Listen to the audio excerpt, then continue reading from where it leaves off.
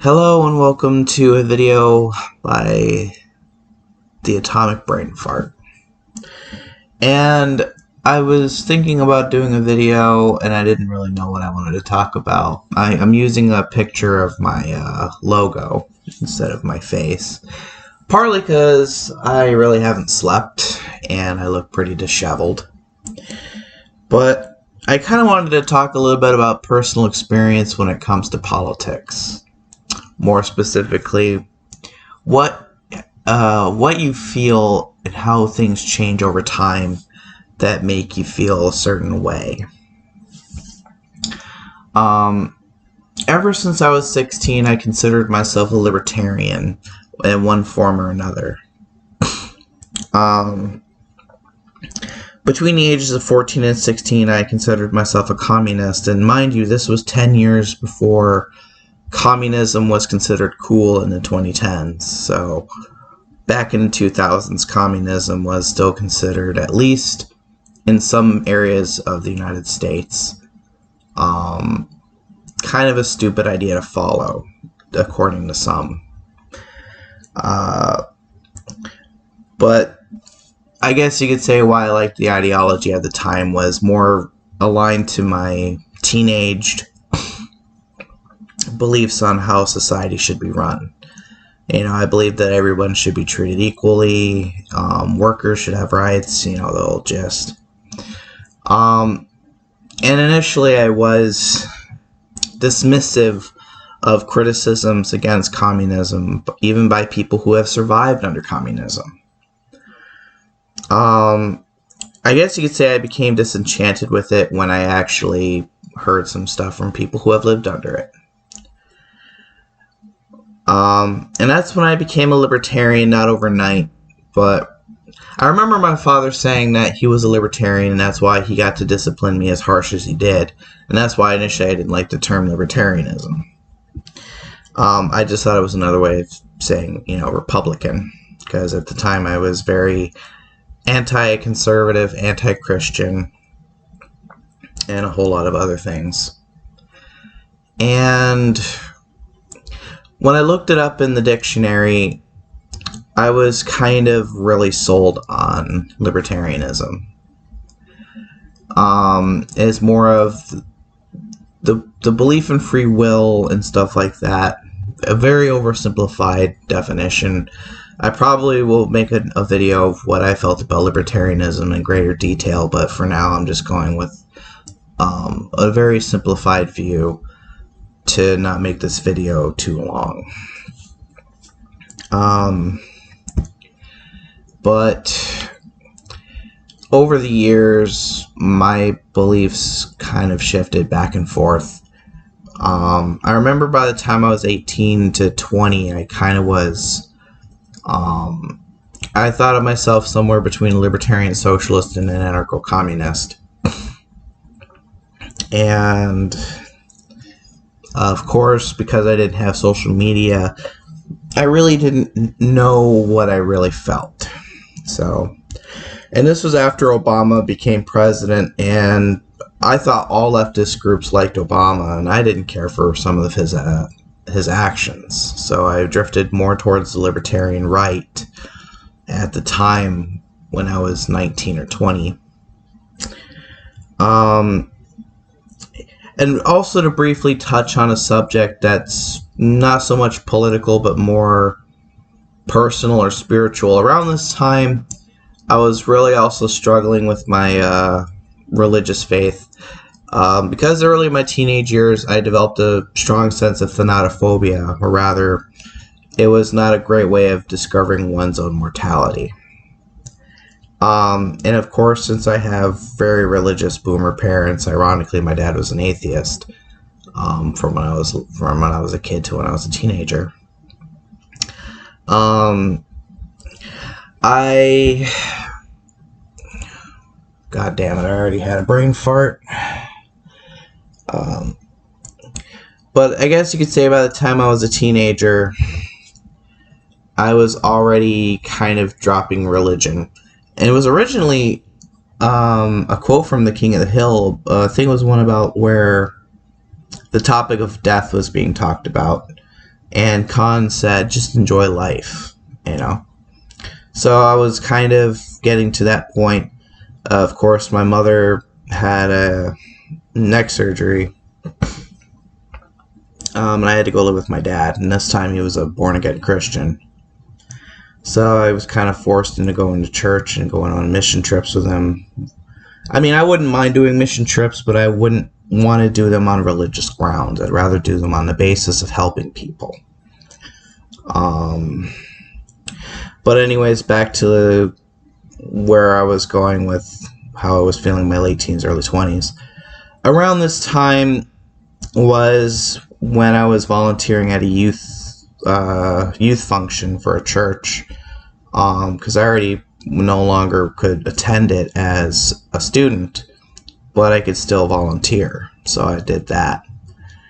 And I brought a friend along who was a lesbian, and I thought this church was kind of cool. It was a sort of a new age kind of church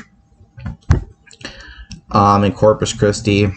It was a student church, part of the bigger church, and I thought it was pretty hip, like I've already said. And I asked one of my pastors if despite the fact if they were Christian and lesbian, was there a chance I could go to heaven? And the pastor basically said no.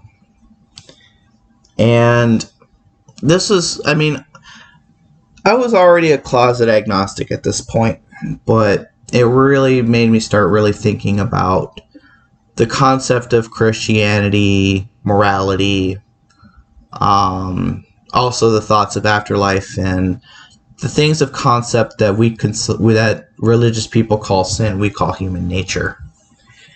So a lot of these feelings were stirring in my head, especially when I moved back up to the Upper Peninsula with my father, and I was kind of struggling a lot at that time. And the only person who I could talk to that kind of related to me, even though that he was a huge asshole, an abusive one at that, was my Grandpa Reno, who was an atheist, but I was curious, and so I started talking to him about stuff like that, and I guess you could say things started clicking and making sense, even though that I didn't want to, discuss it with my father. I think also was another unrelated thing. I think it was because I was turning 20 and I didn't really know, or actually I was already 20 by the time I moved up to the Upper Peninsula. But I really wanted to strive out and make my own identity. But I felt like at the time I was still in the constraint of my very conservative parents. And this was around the time when, after I moved back in with my mother in the Lower Peninsula, that I started watching The Amazing Atheist. And The Amazing Atheist, originally I discovered him along with Angry Video Game Nerd and Chris Chan through Encyclopedia Dramatica. And I initially was just laughing out all of them, but later I kind of changed my mind about it. Like, I gained some kind of sympathy for Chris Chan for what he was going through. I like James Rolfe's videos and the Angry Video Game Nerd, and The Amazing Atheist kind of really helped me out, along with the former resident, later opponent of the Westboro Baptist Church and LGBT activist Nathan Phelps, as well as probably the best advice my former stepdad gave me was George Carlin. George Carlin was not only just a funny comedian, but at the time he filled in a lot of blanks of what I was feeling. Because mind you, this was a person who was going from Corpus Christi, Texas, which is sort of urbanized, going back to when I was a kid, going back to the backwoods. You know, feeling like I was out of place, like a city person amongst the rednecks. But also the reverse is kind of true with me as well, as there are some things about the rural life I like, and there are some things about people in the city I don't like. I felt like I didn't belong anywhere. But George Carlin really did. He did really answer a lot of things for me. And so when I moved into my own place, sort of, more accurately, I moved into a group home, I left my Bible behind. And I made the excuse to my family that, well, I didn't want to get picked on for being a Christian. But I was basically lying to them and said I didn't really want to bring it.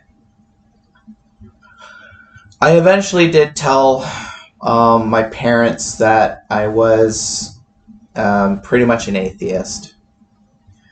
I remember my mom was pissed way before I told her I was an atheist, was going through a special needs help group.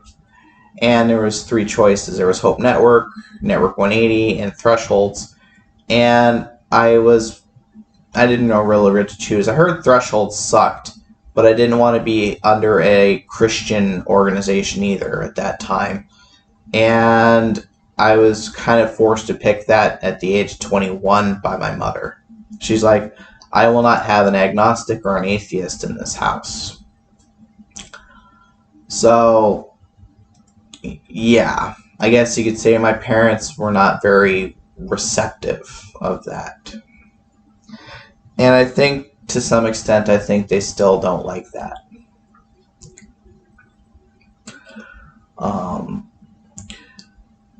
Let's see what else to talk about.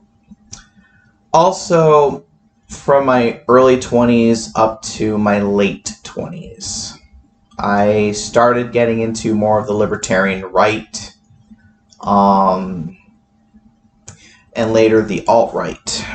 And I guess you could say I was more misguided at the time, because I didn't know any libertarian leftists or libertarian liberals, because I considered myself before then to be a libertarian type of liberal, where I was more socially liberal, fiscally conservative. But the kind of liberals that I was exposed to would have been more social democrats, which is nothing wrong, especially now. And some people I've known were what you later would call tankies. So I was kind of repulsed by it, and so I went more towards an anti-SJW, alt-right kind of path, because they said they weren't like ordinary conservatives, which I hated at the time, because I always considered the older conservatives to be no different than Fred Phelps from the Westboro Baptist Church. And I guess you could say my time in the alt-right was interesting. Like, I didn't really join the alt-right, but I joined the anti-SJW community on Facebook. In fact, that's where I met a good friend. I met someone who would later become a good friend of mine, who later actually became a very hardcore leftist, which is interesting. But the things that really turned me off to the anti-SJW and alt-right movement was it just how really messed up things are when you really dig deep. Like, the casual joking of serious, cases of racism and sexism really turned me off. even to the point when I actually added my dad to an anti-SJW group, he didn't like it, and he's never accepted any invitation ever again. But I gradually started distancing myself away from that kind of stuff, especially around the time when Bernie Sanders was announcing that he was announcing his candidacy for the presidency. And this was around the time when I was still a Rand Paul Republican. But around that time, I became disappointed and disillusioned with Rand Paul, and I considered voting for Bernie Sanders. Of course, with the superdelegates screwing over Bernie Sanders for someone like Hillary Clinton, I couldn't find it in my heart to vote for someone as vile as Hillary Clinton. And just for a disclaimer, I don't care what skin color you have or what you have between your legs. I only vote for a person who I think is only good at, who can do a good job, has the people in mind, and is willing to follow the rules and be held accountable just like anyone else. I ashamedly did vote for Donald Trump in 2016. And I remember I was kind of happy when he got elected, and I was hoping that all the stuff that, the build the wall thing, I hope that would have been all bullshit. I voted for him for only 2 reasons.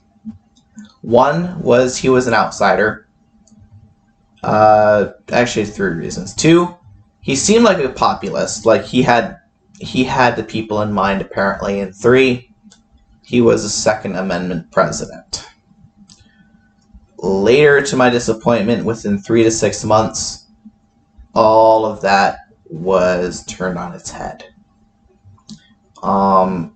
He didn't drain the swamp, he just added his own filthy creatures. He doesn't really care about the people, he only cares about his people. And he's actually, ironically, did more gun control than Obama did. So I was disillusioned, and around this time I also started a new job.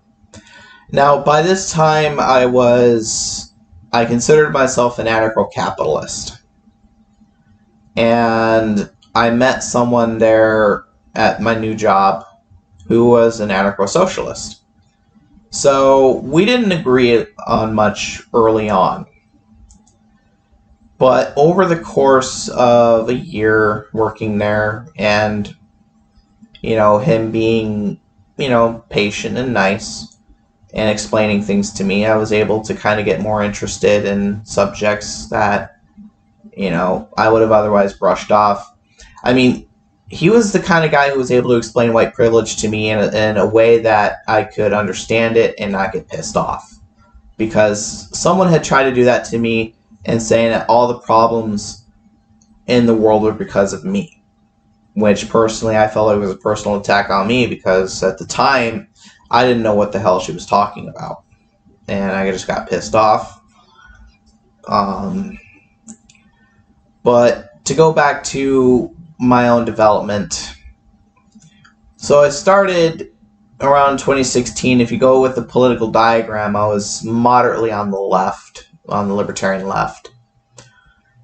By 2015 also, and I'm sorry for going all over the place. I'm trying to get all this stuff out here, but it's all kind of going out one way or another.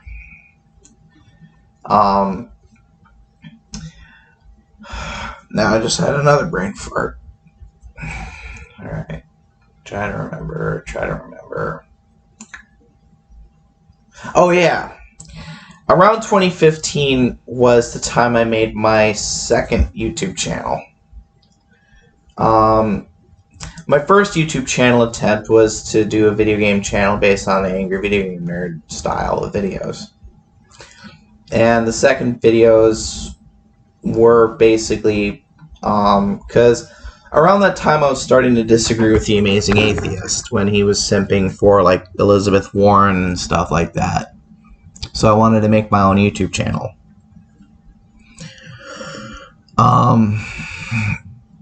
So I didn't start uploading videos until 2019, and already by that point I was already on kind of like the far left of libertarianism, or of the political diagram. I still did do videos with some sympathies for stuff like I was mad at people for harassing and targeting a little girl who parodied Alexandria Ocasio-Cortez, not because I agreed with the politics, but because I believe that harassing kids is below the belt. You know, it doesn't matter what politics, if you start attacking children, that's kind of like where the line goes, you know. But over the course of 2019 and 2020, I felt like things were just getting out of hand, and I was also suffering from burnout and not really know what kind of content I wanted to produce. It all came to a head last year when, especially from watching Memology 101, because that's one of the places where I get my news sources, which is not always the best idea. But I was watching both right and left at the time to kind of get a sense of what the news was, because I don't really watch the mainstream news. But anyways, I didn't know what I wanted to do. I really didn't think on voting in the 2020 election. And by the time that October rolled around, I decided to finally get a ballot. And I didn't know who I was going to vote for at the time, because I didn't like Trump or Biden at this point.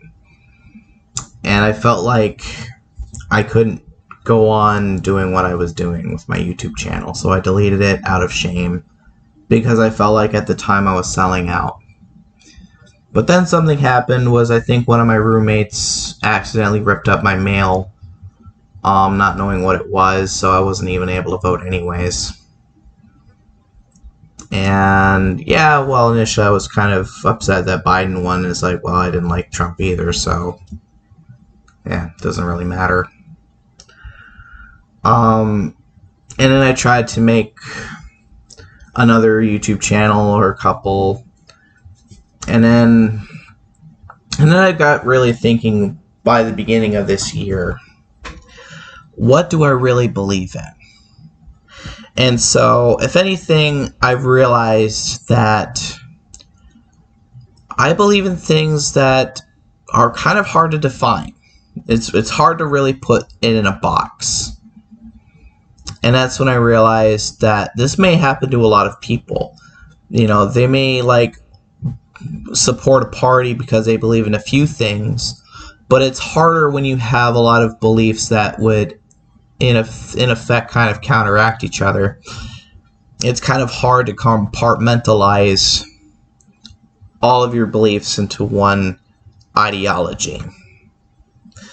And I probably will touch on this again, focusing on what I've just mentioned, but I just kind of wanted to talk and get some things off my chest. So this is Atomic Brain Fart, and I hope that your mind is clear from nuclear fallout.